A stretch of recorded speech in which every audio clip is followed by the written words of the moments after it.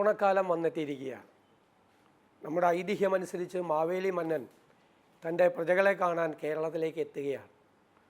പ്രകൃതി വരെ ഹരിതാപമായി മാറിയിരിക്കുകയാണ്. മനുഷ്യരെല്ലാവരും ആഹ്ലാദത്തിലാണ്. ഓണക്കാലം നമ്മുടെ എല്ലാ സങ്കടങ്ങളെയും എല്ലാ പ്രയാസങ്ങളെയും എല്ലാ ദുഃഖങ്ങളെയും മാറ്റി നിർത്തി എല്ലാവരും ഒരുമിച്ച് ആഘോഷിക്കുന്ന ഒന്നാണ്. ബന്ധുക്കളോടൊപ്പം, സുഹൃത്തുക്കളോടൊപ്പം, കുടുംബാംഗങ്ങളോടൊപ്പം എല്ലാവരും ഒരുമിച്ച് ചേരുന്ന അതിമനോഹരമായ ഒരാഘോഷമാണ്.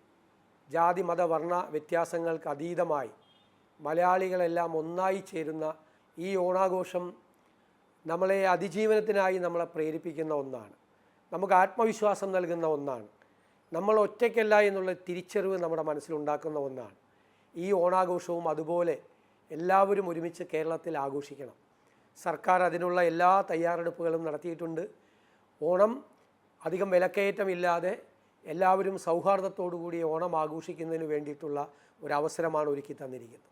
നമുക്കതിന് തൊട്ടു മുമ്പായി പ്രകൃതി ദുരന്തമുണ്ടായ പ്രയാസത്തിലാണ് നമ്മൾ നിൽക്കുന്നത്. ആ പ്രയാസം ഉള്ളിൽ സൂക്ഷിച്ചുകൊണ്ട് തന്നെയാണ് നമ്മൾ ഈ ഓണാഘോഷങ്ങളിലേക്ക് കടക്കുന്നത്.